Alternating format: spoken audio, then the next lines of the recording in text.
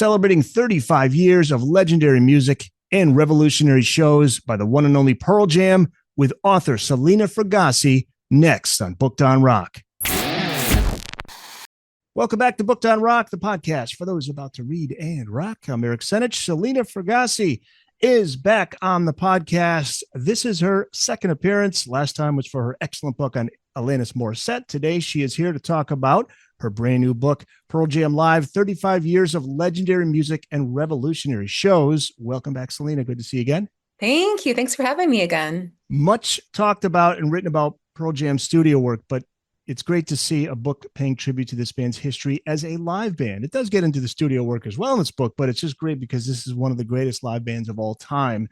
Agreed. Talk about what fans will get inside this book and what were the resources you had to put it together, because this is a complete overview. Yeah, I was trying to think of a new way to talk about Pearl Jam because, like you said, there's been so many books and the great PJ20 documentary and so many different ways you can kind of approach Pearl Jam. But to me, their legacy is really a live band and the community that they formed around that live experience. I think they're kind of like the Grateful Dead of this era where people caravan and meet new friends, and they're just a very special place to build community. In terms of resources, there have been so many great resources. I have to really shout out the fact that fans have been incredible archivers of this band. So everyone from the Pearl Jam Concert Chronicles to Live on Four Legs to Pearl Jam's own website has so much copious info about each individual tour date. There's more than 1,100. I actually typed out each one for this book because I wanted them all in there, but also personally, I wanted to understand the magnitude of how voluminous their live career has been.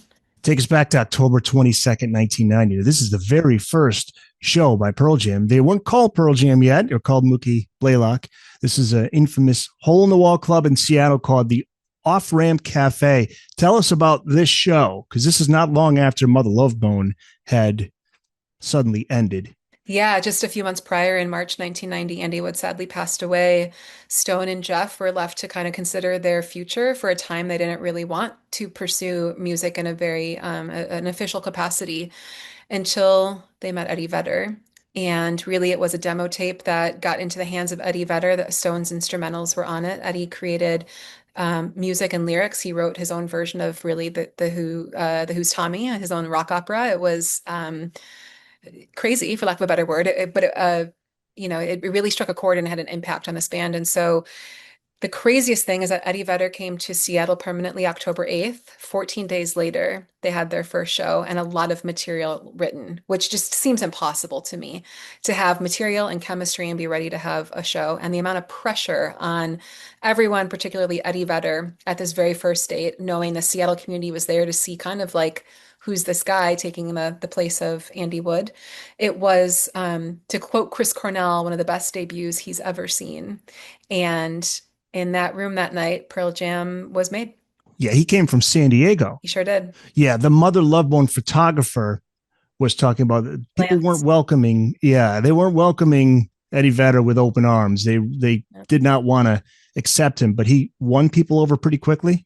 I would say so. Yeah, I think like he had a lot to prove that, and I think he made a lot of non-believers sort of give him a chance. Lance is very vocal about the fact that he wanted to walk out when he saw this new guy on stage, and I think you have to understand the magnanimous of Andy Wood. People loved him. He was a showman. He was the heart and soul of the Seattle scene, and when he passed, my God, you cannot replace the man. And Stone and Jeff really didn't want to. That's why they began a new project and took someone really outside of Seattle to make this project gel. And so there were a lot of people who had their doubts, who wanted to see Eddie prove himself. But I think he sure did that first night. Yeah, there was a pretty pivotal moment when Eddie Vedder finds his onstage power, or his magic, or his influence over the audience. You call it in the book, The Night Eddie Came Alive, January 10th, 1991. Tell us about this one in Canada, Victoria, BC, Canada. Yeah, so Pearl Jam had only had several shows under their belt at this point. It was only a few months after their first show, and they were opening for Alice in Chains, whose Facelift EP was out. So they were the support act. They only played a few songs, but Eddie was noticing the crowd was really rowdy and not paying attention, and I think he was motivated to get them to pay attention, and so he did the unthinkable and just started his very crazy Tarzan theatrics. Yeah, they were more interested in getting drunk Yes. He saved the book than watching a show. But yeah, he turned them around. Before I get to the next question, I just want to set it up with some great pieces of history from the book here. The band signed with Epic on February 22nd of 1991, and soon after changed the name to Pearl Jam. They played their final show as Mookie Blaylock on March 2nd, 1991 at Seattle's OK Hotel. By March 10th, they appeared on the Seattle rock station KISW to announce the new name.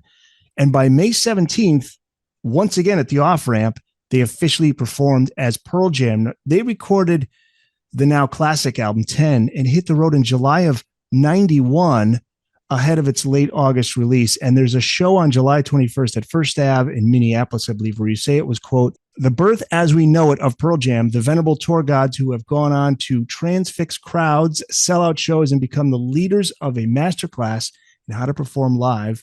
An employee shared the story of that night from the book. Eddie was playing to a real small crowd, but he's performing as if his life depends on it, right? Oh, yeah. That was Eddie. I think it didn't matter what scenario you put him into, whether it was huge billowing crowds at Lollapalooza or these really tiny shows. Even when he was a support act for Alice in Chains, or they were a support act for Alice in Chains, they wanted to give it their all. And I think really a game changer was when Nirvana's Nevermind came out, and Pearl Jam had some dates with Nirvana and Red Hot Chili Peppers, and they saw this band blow up and how great they were on stage. And rather than take it as we want to be better than them, they're like, we got to elevate ourselves to be at this level. So they were always thinking about how do we make the best show we can and make an impression on these fans. And they just, to this day, they give their all in every single show they put forth. They sure do. Yeah. You discussed the quote unquote dizzying drummer situation, 5 drummers in 35 years, but they all had an important role to fill. Like Dave Pruess in the beginning, I loved his style. Dave Abruzzese, another outstanding drummer. And just recently, another drummer changed, right? Matt Cameron is no longer in the band. So who are the other guys? Those are 3 I mentioned. Jack Irons. And Dave, Jack, and who am I blanking on right now? Oh my gosh. There's a 5th. Yes, I'm blanking. Well, yes. while you think of it, do you have a personal favorite? Because I loved Dave Grusin. In fact, he was in a band with the guys from Blind Melon, Unified Theory, which I was happy to see. But do you have a favorite? Because they're different styles. They're all very different styles, and I appreciate all of them in their own way. Sorry, Matt Chamberlain. There we go. That's right. Yeah, there's another double name. There's the Daves, the Matts. There we go. Matt Chamberlain. I knew if I gave you enough time, you'd get it. He was very, very short-lived for a very, very short period of time, but not that he wasn't insignificant. But I mean, Matt Cameron, I have to say Matt Cameron. I think Matt Cameron took on a heroic feat of literally playing in 2 huge bands at the same time for a spell, learning all these Pearl Jam songs and getting right into the mix of their crazy changing set lists every night. And I just feel like there's a reason why he was in the band as their drummer the longest. I think he was really a guiding force and a calming force for the band. And I'm so sad he left. He made the announcement after this book went to production, so it's not in the book, but I kind of like that it's not, because this book really celebrates all the contributions Matt made to Pearl Jam. There seemed to be nothing personal with his situation, and I think there's only really one situation. I think it was Abruzzese, who maybe they just felt like he was starting to live that rock and roll lifestyle a little too much. Yeah, and the rumor is like that Dave really was axed after the whole Ticketmaster fracas because Dave did not understand why they were doing that, why they were backpedaling and not doing videos or singles. And so I think like his personal ethos was like, let's shoot for the stars and keep this rolling. Whereas other band members wanted to backpedal a little bit. Oh, that's interesting. I didn't know. I've just read a book on Coachella, and I didn't realize Pearl Jam plays a pretty big role in that. In the early days, there was a venue they didn't want to play. Can't remember the specifics, but it had to do with Pearl Jam not wanting to play at a venue that was run by Ticketmaster. Yeah, Pearl Jam was, I don't believe Pearl Jam played Coachella, but they did, of course, play all of 92 for Lollapalooza, the second year of the festival. And that's really what changed the game for Pearl Jam, was being on that lineup and all the younger fans that came out. It was, an anomaly, that festival. But yeah, Pearl Jam was very staunch in how they felt about Ticketmaster and not kowtowing to working with them until it kind of became, they realized you kind of had to, sadly, because of the, lack of a better word, monopoly in place. But yeah. That became a big story. MTV covered it. Remember it well. They toured the Red Hot Chili Peppers, which gave Pearl Jam heavy exposure, driving radio to pay attention more and more to them. And then we have Nirvana's Nevermind hitting number one. By January of 92, Pearl Jam was part of a sea change. And they were, as you were ready to ride that wave and also start to use it for a greater purpose. Expand on that, how Pearl Jam used that popularity to influence changes in causes that they cared about, and they still do. Yeah, Pearl Jam is a very amazing group of very passionate people who believe in a lot of very important causes, whether it's women's rights, voting rights, homelessness, the environment. And they have stood behind that. They have the Vitalogy Foundation, which to date has raised millions of dollars to give to these causes through their ticket sales. And in the beginning, as they were growing up and not even a household name yet, they really put their voices, they used their platform to elevate those causes. And so they played shows like Rock for Choice and Rock the Vote. They did the Drop in the Park show for voting to get people registered to vote. They played a show for the Apache Nation in Arizona to try to save their land. And they, even in 2017, I believe it was, they had the home shows in Seattle where they raised a ton of money for the homeless community. They've just been, for me, my whole theory and thesis behind this book is that Pearl Jam is a band for the people. And I think they've shown that over a long period of time. But it really started with taking those causes on for their fans and the greater community of humans. In one part of the book, you write about how there was a show Pearl Jam played on New Year's Eve of 1991 at the Cow Palace in Daly City, California. And you write, quote, a reporter with Rolling Stone was in the crowd that night and said the show even eclipsed that of hometown heroes Grateful Dead, who were playing their long-running annual NYE Bash down the road. Now, that's interesting to me. I'm a big Dead fan, and I always looked at Pearl Jam as very similar because they built a fan base much in the way the Grateful Dead did, changing up the set list, allowing for fans to record shows. And you mentioned Eddie thanking the Dead. This is when they used the stage at Soldier Field in July of 95. Right. Have any of the guys in the band talked at length about Grateful Dead? Are they fans of the band? I did not find that in my research, that any were like super big fans of them. I think there was a respect for them, and I think they very much modeled a lot of what they did after the community that Grateful Dead had built. And I think the fans also played into that because, like I said, they caravan to all these different shows.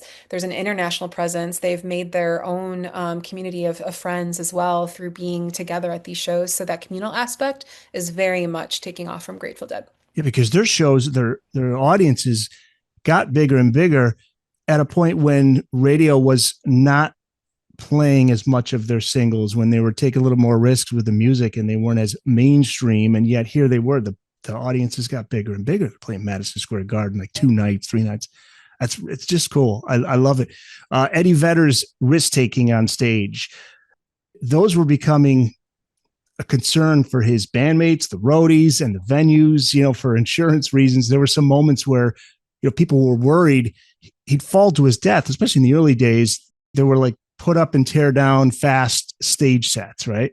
Yeah. Oh, yeah. And it's crazy. Like you look at something like the most notorious, maybe it was that Pink Pop in the Netherlands, when he's like on those rafters and he's on the crane for the camera. It's like, what was this man thinking? But I think it was just adrenaline at the time.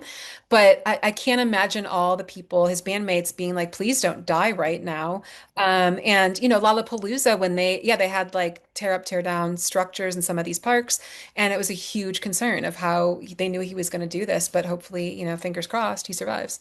Hey guys, back to the show just a bit, but first I want to tell you about an exclusive deal for Booked on Rock viewers. Get 15% off any purchase at oldglory.com. Over 300,000 officially licensed items covering music, sports, entertainment, and pop culture.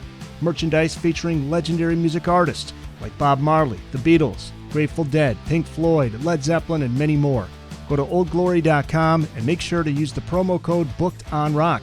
Also, find a link in this episode's description or just go to bookedonrock.com and click on My Deals. There was a theft in Sweden, a callous theft in Sweden that you talk about in the book, and this is in June of 1992. This was a shift-changing moment. What happened and how did that affect Eddie? Yeah, his like the lyrics were stolen, his info was stolen. I think at this point it was just Eddie Vedder was too much in the forefront and he became the poster child for this band and a celebrity in so many ways and he had stalkers and I think it was, when he started saying enough is enough and was backpedaling. He didn't want to do any of these things that would raise his exposure or have these labels put on him that he wasn't asking for, of this voice of a generation, all the pressure that came with it. And so that's when you saw Eddie kind of backpedal, and he was riding in his own vans and doing the radio tour when he was on en route with Pearl Jam.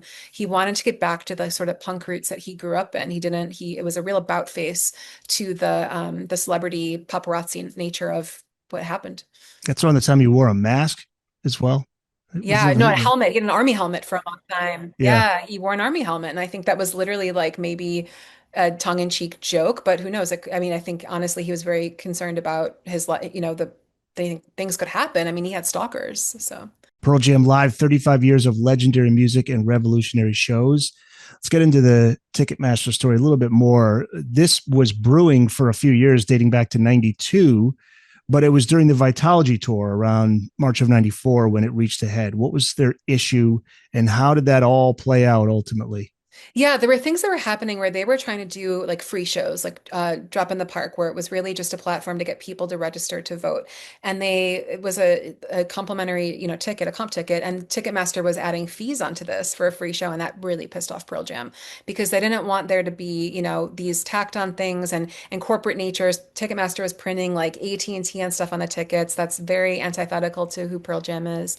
And so they didn't want to do this anymore. And they weren't agreeing with the fees that Ticketmaster was tacking on that we all know of today, which can be 50% of more of your ticket price. Knowing how fans, they were young and they remembered how it was to want to go see shows and not have a lot of money, they really were trying to stand up for their fan base because they didn't want there to be a roadblock for people to come see their live shows. This is a band who literally formed in order to play live. So it was very important to them to cultivate that community that could still come out and see them. What was the long term effect that had, do you think? Beneficial? Yeah, I Did they think make an impact? sadly, no, because as you can see, Taylor Swift had to try to do the same thing 30 years later, and we're still dealing with, for lack of a better word, a monopoly. There's not a lot of options in the ticketing space for bands. Many bands have spoken out, like The Cure talks about the fees that they try to knock down. We have this whole thing now with the uh where they're sorry, I'm blanking on the word, but they're Like a mark surcharge or yeah, not the surcharge, but when they have like the markets where they know there's going to be a higher demand, they raise the price, they hijack it, those markets, right? right? So they're doing like a lot of practices that really are sketchy and that have not changed. I give Pearl Jam a lot of credit for trying to change the structure, but it was a David and Goliath fight, and I think, they went to Congress to try to speak about this. But frankly, I'm shocked that they survived all of that because for a band that was still kind of in their infancy to take on a corporation and to bucket and try to do their own planning of a tour could have been the kiss of death. Huge risk. Yeah. April 8th, 1994, Pearl Jam played at the Patriot Center in Fairfax, Virginia. And that was the day that Kurt Cobain died. The press had fans wondering if Eddie and Kurt got along. Were they enemies? I don't think they ever were. There was a mutual respect there, but the media kind of played that up. They weren't enemies, and in fact, there's some lovely footage that was seen for the first time in the Pearl Jam 20 documentary of them being at the MTV Awards where they're embracing backstage. I think things were really taken out of context, and the media created this drama. And I think if there was any kind of discord, it's the fact that Nirvana was so punk rock in their ethos, and they were like, we don't want to be mainstream. They hated any idea of that. And Pearl Jam, no fault of their own, kind of got thrown into it. And so there was that kind of ruffling of ideologies. But I think they both had the same idea. They didn't want to be the face or the voice of a generation like that was tagged on them, but they just got thrown into it. But no, I think that they were friendly. What did he say that night at that show about Kurt? It was heartfelt, and if I remember, it's to the effect of like we wouldn't be here without Kurt. Like he had such an impact. Pearl Jam wrestled with the idea of should they go on that night. In fact, they were at the White House because that show was in Fairfax. They were very close to the White House. Bill Clinton had them come in, and he wanted to know. There's a great photo of Bill Clinton with the band. He wanted to know, should I be going and making a national address on TV to kind of quell a lot of the feelings that this young generation kind of had about losing Kurt, and Pearl Jam dissuaded him from doing so, actually. According to the book, Pearl Jam has covered Neil Young's Rocket in the Free World nearly 350 times. Talk about his influence on the band and why they regard him as a mentor. They lovingly refer to him as Uncle Neil. They sure do. In fact, the lore is that their name, the Jam part of their name, comes from really seeing Neil Young at a date that they signed their contract with Epic. They went to go see Neil at a New York show, and that became, part of their name. He was Uncle Neil to them, and I think Neil Young came in at very pivotal moments when Pearl Jam needed a mentor, a North Star, like they called him. And I think, if you talk about nonconformity, Neil Young had done that for years. And he was the voice of reason for them and kept them motivated to keep on the path that they were on. When Eddie Vedder was sick at that one date, I believe in San Francisco, and Neil had to kind of come in and cover for them. He, like, quote unquote, rescued them at several points throughout the course of their career. And he also showed them the ways that you can experiment with your music while still keeping your persona intact. Yeah, he's been a real guiding force for Pearl Jam this entire time. Very important moment in Pearl Jam live history. It takes place on September 13th of 1995. We talked about their similarity to the Grateful Dead, allowing fans to record. This is when the band announced taping of shows is permitted. How important of a moment is that in terms of the band's live legacy? Oh my gosh, so important. Because you think about today, if you go to shows where everyone has their phones out, they want to capture the moment, they want to feel it, they want to remember how it felt being there. And Pearl Jam allowing people to do bootlegs was unheard of. I mean, you had people like Bob Dylan trying to, and other bands who were like adamantly against it. When CBS Records tried to put out the live recordings of Bob and he was trying to go after them. So, Pearl Jam really changed the guard with allowing it at their shows, not only allowing it, but they're like, we want to give you better quality. So they ended up recording them themselves. And I think, for one, it was an olive branch to fans, but for two, it's created this incredible archive. They have like hundreds of bootlegs at this point. So you can tap back into a show you went to, one you've heard about, and feel like you were there. Going back again now to another topic that I briefly mentioned, but as we get into the second half of the 90s, radio is not embracing them as much. The band is taking some chances. 1996's No Code confused the fans a little bit, but the band was testing their fans' loyalty. And they proved that they were going to follow the band no matter what they were going to try to do. Right. Yeah. That was a huge, I think that was a pivotal moment as well. That's when they realized we've got fans that are going to be with us here. Yeah, and it came at a really interesting time because it was right after the whole Ticketmaster debacle. So they had been kind of testing fans' willingness to stick with them this entire, few year span. But yeah, Pearl Jam, it's again, it's remarkable to me that they have stayed as relevant and active for these entire 35 years because there were big dips in their career that could have really just killed the band or killed off their fan base because they would have migrated to something else. So I think it's a testament to their character. And I think by the fact that they stayed true to themselves and authentic, it made them want to continue the band as well. Great albums too. It's just that they didn't have the songs that were radio friendly, but I'm thinking of, what's the one with Love Boat Captain? Yeah, Riot Act. Yes, Riot Riot Act. Act, I right? think Yeah. it was Riot Act. All great stuff. I mean, but Binaural. I mean, such different ways of binaural. recording. Yep, Yeah, totally. that's the other one. Yeah. Let's get to the fans some more. What is the 10 Club? When did it form, and what is the status of it today? Kind of from the beginning, it took over from Mother Love Bone fan club and it morphed into the 10 Club once they had, 10 come out.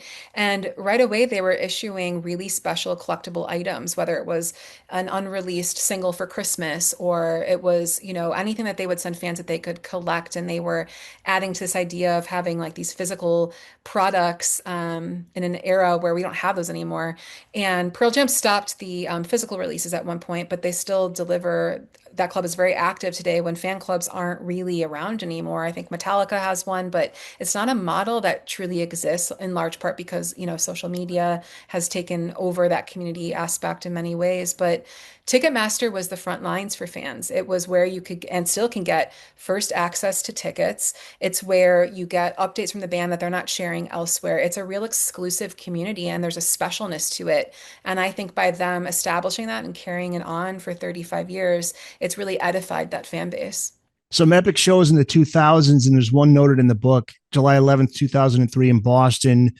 This is at the Tweeter Center, known as the 45-song Boston Marathon. It's a record breaker, right? Yeah, In it terms was. of number of songs, Yeah, second not in length. longest set, but Right. longest. Or sorry, the as most songs. Yeah. Now, the one that's the longest in length is Philadelphia, October '09. Is that three and a I half thought hours? I thought it was Soldier Field, but I could be wrong on that. Wow. I Soldier Field mean, was a long one too. yeah, Yeah. they essentially changed the set list pretty drastically each night. I mean, they switch out quite a few. There Oh are yeah. songs that they'll always include, I think, but Yeah, they're always going to include some from 10, of course. That's their like benchmark album. But they change it every night. And it's not even like close to the night before, it's just a few different. It's like a drastically different set list. I've seen them many times on multiple nights here in Chicago or when I was at PJ20. And it's really interesting to me how they curate that. And they know like a lot of fans do end up coming for multiple nights. And so they want to make it very unique every single time. I love that. I Yeah, me love that. too. It's an Easier, art. it's an art. Easier said than done Yeah. because they have to be prepared to know every single song in the catalog. You know, you got to know it back and forth. Were you at the Wrigley Field show in 2013 when they played until 2 a.m.? I sure Oh, you was. were there. Sure was. All Yeah, right. that was Tell us about this. Why did it go until 2 a.m.? There was a delay. there was a rain delay, fittingly enough, at Wrigley Fields where they got seven songs in, and then they had to tell people go into the concourse. We have to evacuate, because it was an open field, we don't have a rooftop there, and so we all had to go into the concourse. But they promised they would be back, and so we were all in the concourse. I thought I was going to die that night. It was, Wrigley Field. It's an older ballpark, so there wasn't like a lot of room to move. Where I was at, they were running out of water. I was freaking out. Like, should I leave? I was having a panic attack a bit, I'll be honest, but. I'm like, I'm gonna stay because I know this band isn't they're men of their words and they are gonna come back.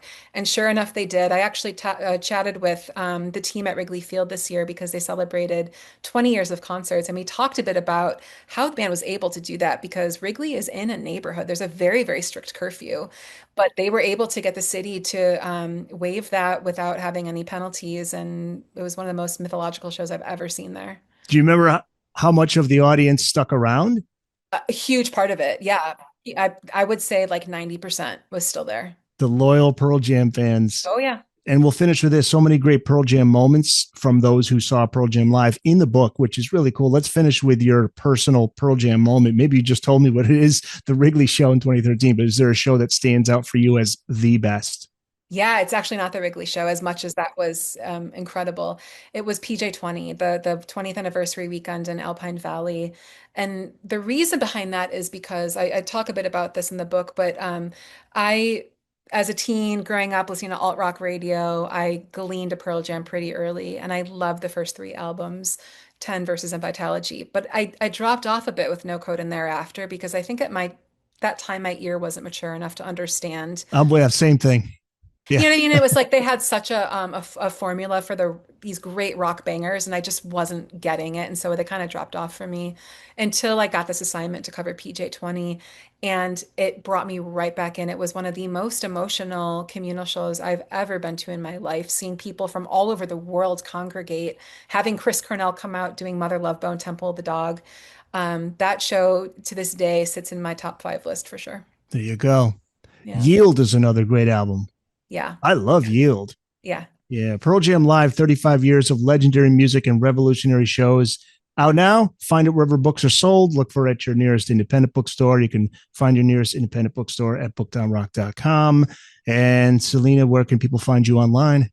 I'm everywhere. I'm on Facebook and X and Instagram. My handle is just my name, and I would love to hear from people. I've been running a few contests on my socials as well. So, I saw it. I saw it. yeah, Yes. Yes. I follow you, I think, on Instagram and maybe yeah, X too. Yeah. Yeah. Cool. yeah. All right. Selena Fragassi, thank you again for coming on. And I look forward to having you back on again in the future. Thank you so much for having me.